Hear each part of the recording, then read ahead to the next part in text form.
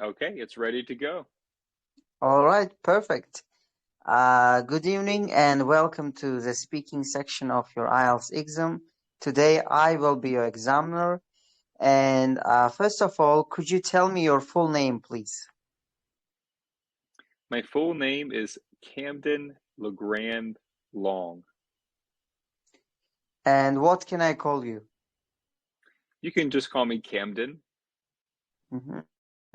All right, Camden. So first of all, let's talk about snacks. Do you like snacks? I am a huge snack eater, so whenever I get the munchies, I will immediately go for something like potato chips or maybe just something healthy, perhaps blueberries.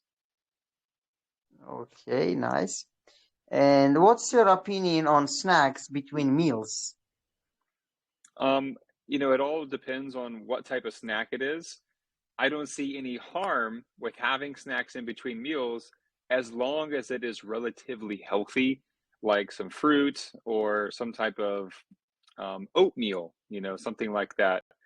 But if it's going to be fried and filled with oily types of ingredients, then that's probably going to be a problem in between meals. Is it healthy to eat snacks?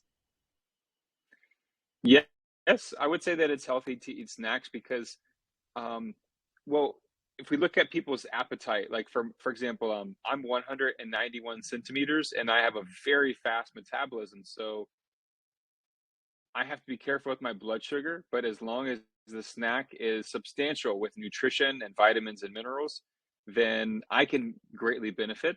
So I think that everyone needs to understand their body to see what kind of snacks work best for them. What kind of snacks do you like the most? Okay, so I would say that I have a real sweet tooth, If I'm going to snack in between meals, it might be a cheesecake, it might be an ice cream, it might be mango. In fact, in Thailand, there's a really famous snack. It's called mango sticky rice. And there's a special coconut cream that's a little bit sweet and salty that they put on top. And it is one of my favorite snacks in the whole world. Right, perfect. What kind of snacks do children in your country like to eat? Just like any other kid in any country, sugary, sweet snacks like Snickers candy bars, Kit Kats, Skittles, M&Ms, and also like I know it's a beverage, but sometimes children will like to have like sugary drinks over like a solid food. Okay. And what was the most popular snack when you were young? Yeah, this is so cool. I think we had a great synchronicity right here because the first thing that came to my mind was yogurt, specifically banana flavored, banana style yogurt. Um, that was one of the things I forgot to mention as like a popular snack that I enjoy and even a healthy snack. Yogurt is really great. If you get a yogurt that's low in sugar or no sugar, that's probably one of the healthiest things that you can get because it won't affect someone's blood sugar to a great extent and can actually fill someone up with real nutrition. Okay. And when do you usually eat snacks? It always varies. It would depend on the size and portion of the meal that I have, like for breakfast, lunch, and dinner. If I eat a really heavy meal, then I probably might just not have a snack. But I do teach online and I realize the glucose levels, the amount of glycogen that your body's storing.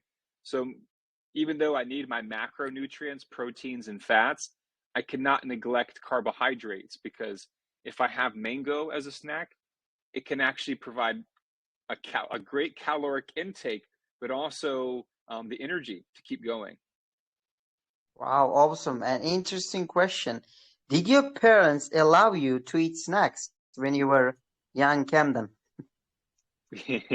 Yeah, of course. In fact, my mom, she would oftentimes prepare like peanut butter and jelly sandwiches. with the crust around the side, because I didn't really care too much about eating the crust. It wasn't a big deal to me. But peanut butter and jelly sandwiches, ham and cheese sandwiches, Fritos, Doritos, some of those things like cheesy puffs.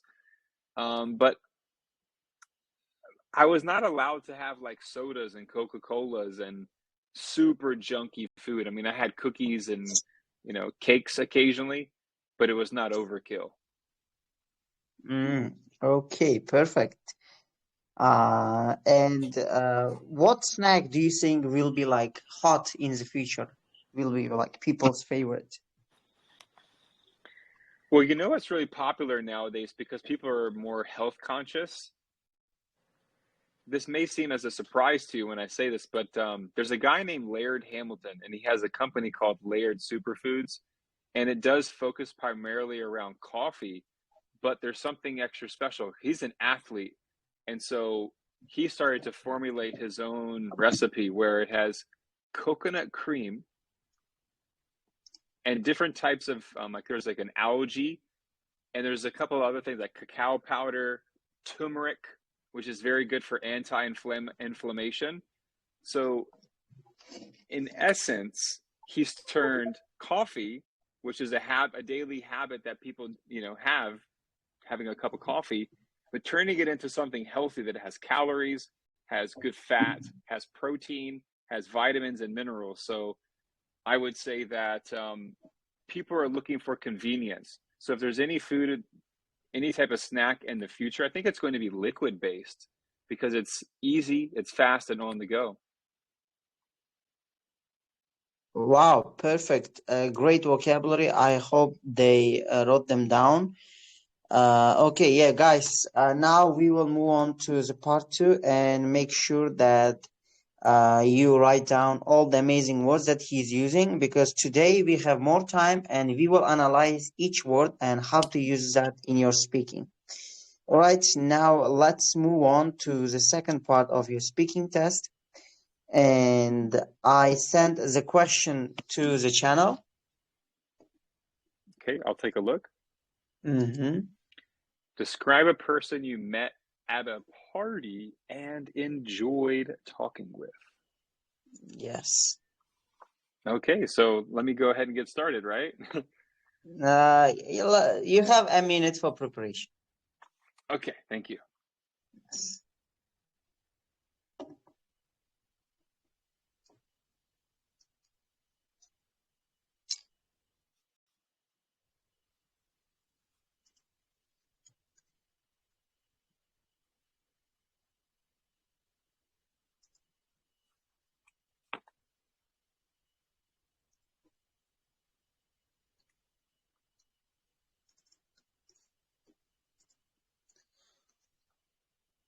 Hop, Camden tayyorlanyapti. Sizlar ham shu payt ideyalarni yozinglar. Bekor o'tirmasdan yaxshilab ideyalarni yozinglar. Yaxshilab eshitinglar. Har bitta ishlatayotgan so'zini yaxshilab analiz qilamiz.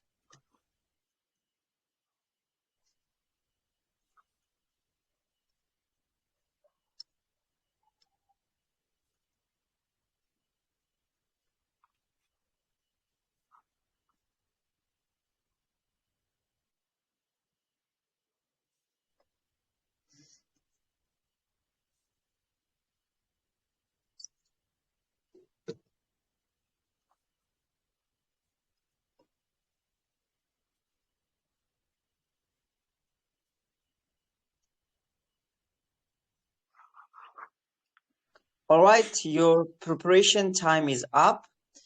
And let me set time. 1 second. You may start now. Okay, so well, of course, as a teacher, I've met a lot of different people in my life, and I'm not much of a party person anymore. So I would have to say that there's a person I've met at a get together. You could call it a party, but there was no like alcohol involved. So the person that I met was a guy named Asan Jambi. His father was from Indonesia and his mother was from Saudi Arabia. So he comes from like an interracial cultural experience. Unfortunately, his father passed away when he was a teenager, I believe due to lung cancer. So that caused him to get strong and really grow up quickly. When we met for the first time, we got into some deep conversations quite quickly. And it felt like, there's a phrase that we say, a brother from a different mother. Okay. So for me, even though he's from the other side of the world, I always have this connection with him. Even if I haven't spoken with him in 6 months, it feels like a brother from a different mother. And we've always had this cool bond and amazing connection. So during this time that we met, we actually talked about his Islamic faith. And after 3 days, he gave me the Quran. So I thought that was a great honor for him to give to me as a gift, as a present. And he was explaining to me things about Ramadan, about fasting, how important dates are in the culture, for food culture when it comes to people who are Muslims. And on top of that, we talked about studying abroad because he was on a government exchange program where the USA and Saudi Arabia had worked out some educational deals where they gave student visas. So he was in the USA studying on a student visa. So, I mean, we just had an amazing bond, a great connection, and we talked about numerous topics, and we're still friends to this day. Wow. How long was that? Amazing. About 2 minutes, Sure. 20 seconds. More Okay, than same two as last minutes. night. Yes, same as last night. Absolutely. Wow. Perfect. So now let me check the difficult questions they have sent for part 3. 1 second. And okay. Now, guys, listen carefully. Like part 3, shows his level. Like he uses a lot of amazing words in part 3. So, guys, pay close attention and write all of them down, and we will analyze them together. So let's get started with our difficult part 3 questions. So first one is, does everyone set goals for themselves? I would say it's 50-50. Just like Charles Dickens says, it was the best of times and the worst of times. You have people who are ultra motivated and highly ambitious, yet you have some people who are just couch potatoes. Now, I can understand people who are couch potatoes because I was once one as well.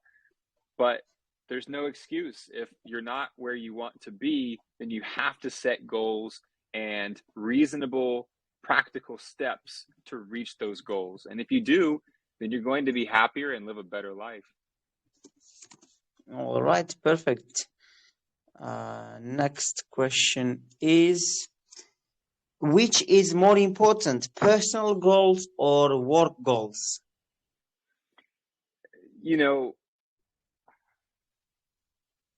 Well, I don't want to get too involved I don't want to get too far off topic, but personal goals and work goals, I kind of feel they're one and the same.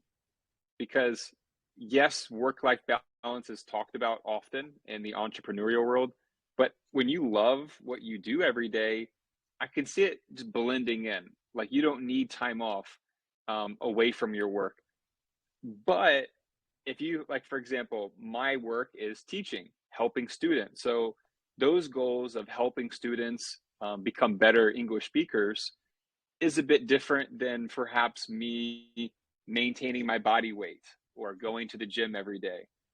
But still, I think that personal goals and work goals must be constantly updated to be at your best. Okay, perfect. Next question. Is there any difference between children's ambitions and those of grown-ups? For sure. I think children or even teenagers are seeking more approval from their peers. So there's more pressure in social situations and popularity, whereas adults are searching more for financial means or even status. So I would just say that adults are more focused on even material possessions, things like that, whether kids are looking for acceptance with their friends. Okay, perfect. Next question. On what occasions do adults feel proud of themselves? Well, if that adult has a child who performs really well at school and, has a major breakthrough with an amazing accomplishment, I would definitely say that a mom or dad would be elated, super proud, extremely satisfied with the investment that they've made in their son or daughter. At the same time, if someone doesn't have children, they can feel really proud about their accomplishment in their career. Or, let's say that someone's in their industry and they decided to take the IELTS exam and they passed the IELTS exam with a 7.0 or an 8.0. That's something to feel accomplished about. Wow, perfect. They can absolutely do that after taking our course. Yes, All dude. right. Yes. What rewards can companies offer to outstanding employees? What was the thing that they can offer? What rewards can companies offer to outstanding employees? So there's a term called PTO, which means paid time off. So I would say that, if you worked and you're grinding day in and day out, you're on the hustle, you're on the grind. I would say that if I had a boss said, "Hey, Camden, come here. You did a really great job with your KPI, key performance improvements, and I want to reward you and even your family on a 5-day vacation. But don't worry, you'll get paid on your vacation." So I think something like that as an incentive would raise motivation, productivity, and also bring more excellence to the table for every employee, because they would have something that they would want to strive for. In addition, benefits and a pay raise. Those could be great benefits. Wow, perfect. And okay, let's do something a bit different. Now let's move on to sports. And why are some sports more popular than others? Yeah, well, I think it has to deal with the action. Like UFC is a sport right now, which it's at the top, and basketball as well. Like if you, for example, like swimming, okay? Swimming is not a very popular sport to watch because it's relatively boring.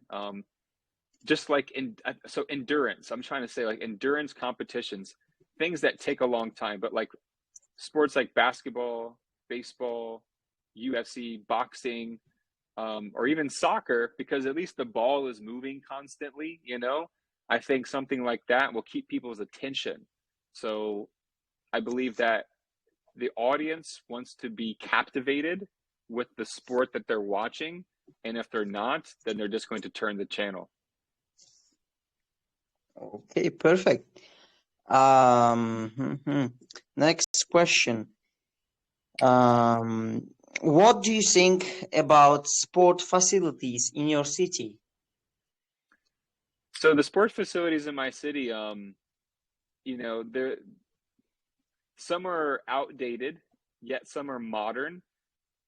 I first want to say I come from a really small town of only 100,000 people. That's the population, about 115,000 people to be exact.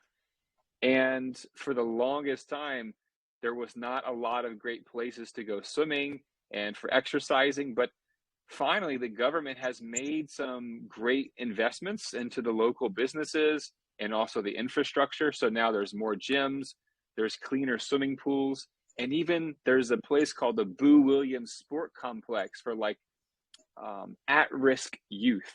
Okay, at-risk youth, like children that come from rough backgrounds. Maybe the dad's in jail, mom's working 2 jobs, but basketball is the one thing that's keeping them out of the gang life. So I think that,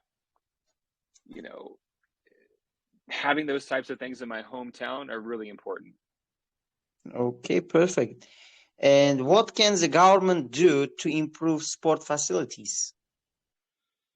Well, they must allocate, if government is going to get involved and improve sports facilities, then they've got to be more wise about how to use tax money, and take 5% and allocate that towards, you know, building stronger and healthier communities. Like, I know we live in a world where everything revolves around money. I mean, it really does, even the holiday seasons. But if we could have someone kind of stand up and really just say, hey, look, I'm the leader and I need to take control of this situation. We have a health epidemic with diabetes, heart disease, cardiovascular problems. And if we could just take a small amount and dedicate that to building and setting the right example for our children, then we can avoid billions and billions of dollars of healthcare fees in the future. Yeah, I feel like obesity is a huge problem in US. For sure, man. And I think Yeah, diabetes is probably the most, so cardiovascular disease is like the number one killer in like every country. yeah, but I feel like it's like quite prevalent in US. Yeah, I Yeah, think it's the fast food is very accessible, you know. yeah, I hope it will change soon. Yes. Okay, great answers. Like, not only like amazing answers for IELTS, but I feel like there is some great insight that people can learn, that people can find out about US. Yeah, that was quite exciting. Now let's move on to the vocabulary section and analyze each word that you have used, like where you first of all explain the meaning and show one sentence, like example, how to use it like correctly in a context. Yeah, please tell me. I'd love to. I want to see what you guys were able to understand from me speaking. And I would like to say there were two questions on part three. Man, I think I really blew it, but I didn't give up mentally. So, like, even if you don't give the best response or it didn't come out right, you repeated a line two times, it's in the past. Forget about it. Move on. Stay focused on the examiner. Because if you get distracted on your mistake, you're going to lose the keyword and you're going to lose more points. So stay focused, ladies and gentlemen. Stay focused. Yep, great advice. Whatever happens, keep going. It's in the past. Yes. Let's move on. And the first one is reasonable steps. Okay, reasonable steps. So, for example, I would say that, well, first of all, reasonable is something that's more like inside the box. So, if I would say the reasonable steps to improve your English speaking would be to record your voice answering 3 part 1 questions each day. Those are reasonable steps. But speaking for 8 hours every day and then writing for 2 hours every day and listening for 1 hour, that's not reasonable. That's a bit crazy. It's too much. Oh, Unreasonable. It's unreasonable. okay. Perfect. Can you use it in a sentence? Can you make a sentence? So I believe that the most reasonable steps anyone could take to improve their English always will involve using a voice recorder. Wow, perfect. Next one is practical steps. Practical steps, a bit similar to reasonable steps. Reasonable, I use reasonable and practical to try to throw in some extra vocabulary to try to elevate my lexical score. But again, practical are things that anyone can do. It doesn't matter how much money you have or what background you come from. Practical steps are things that everybody could do. Unless someone is deaf or if someone is blind, you know, if they're missing a sensory organ, then that could definitely cause a different way that they have to learn. But if you have, all senses that are working, a practical step to Mhm. improving your English would be to find an English speaking buddy partner.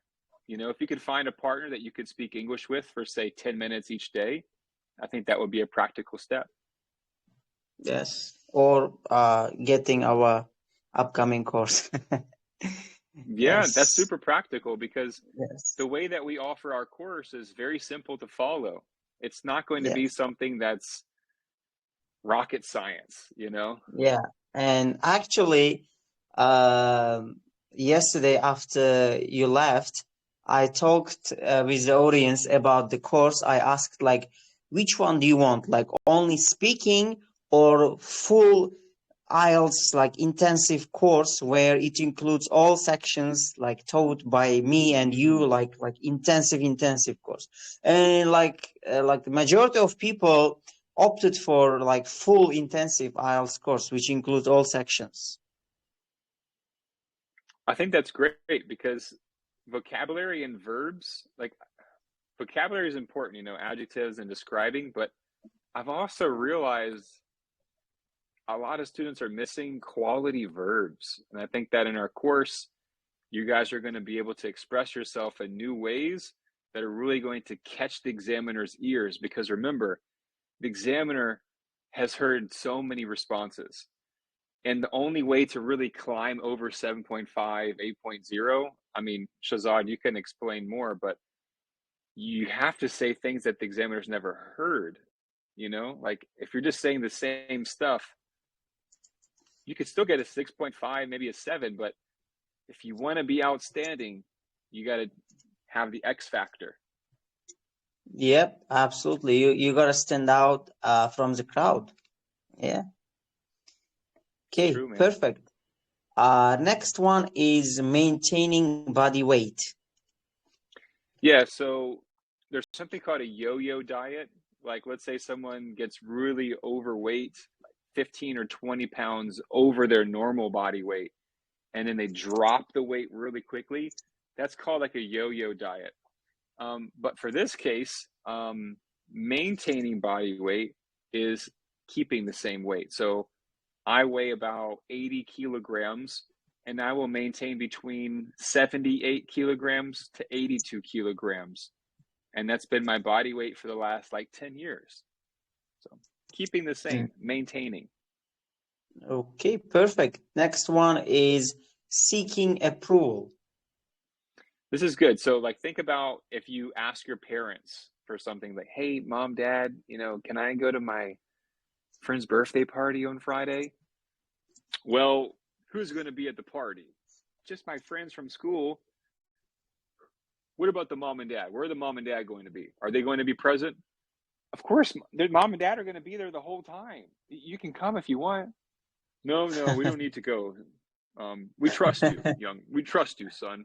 No, go make us proud. you know. So Okay, that's wow. fun. Hmm. But Oh, yeah, wow. maintaining body weight.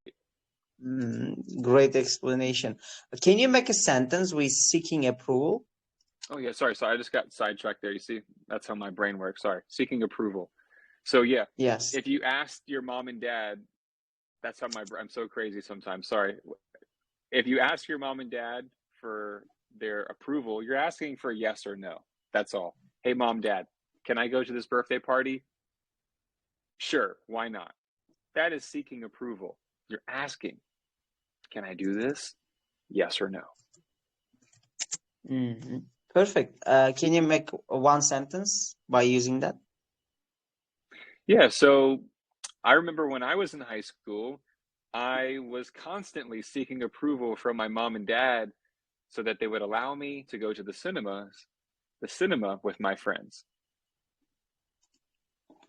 Okay, perfect. Next one is financial means. Okay, so could this be maybe the last one right here? Uh, can we do 2, 3 more, like, or you have to go? Yeah, I could do two more. I could do two more. All right, let's do 2, 3 more. Okay. All right, so what's the next one? Mm, okay. Material possessions. So material possessions are things like, you know, a tree is not a material possession because it's in nature. But things that humans have created, these are called possessions. They're material. Material is something that you can touch, something that you can see, like hardware, but you can't see software. Okay, perfect. Next one is to strive for. Okay, to strive for. So to strive for is like when you're trying hard to do something. Yeah, so we could say that I am striving to do my best on the IELTS exam. Oh, perfect. Next one is like, can you explain like what exactly is cardiovascular disease? Yeah, so first of all, it's very easy. So cardiovascular being your heart, okay? And cardio is a nickname. Like I'm going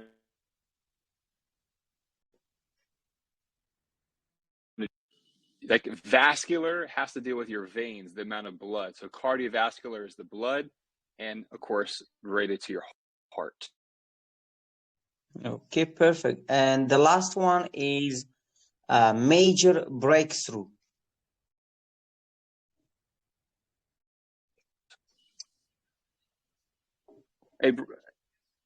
Yeah, so major breakthrough is just when you have done something and you've working very hard and it has come true finally. Mm-hmm. Okay, perfect. Thank you very much, Camden. Great explanation of vocabulary. Great answers for the questions. I hope the audience enjoyed it. And yes, guys, leave your reactions, And yes, thank you so much, Camden.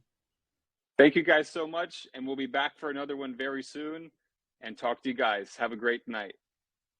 Yes, bye-bye. Thank you guys so much.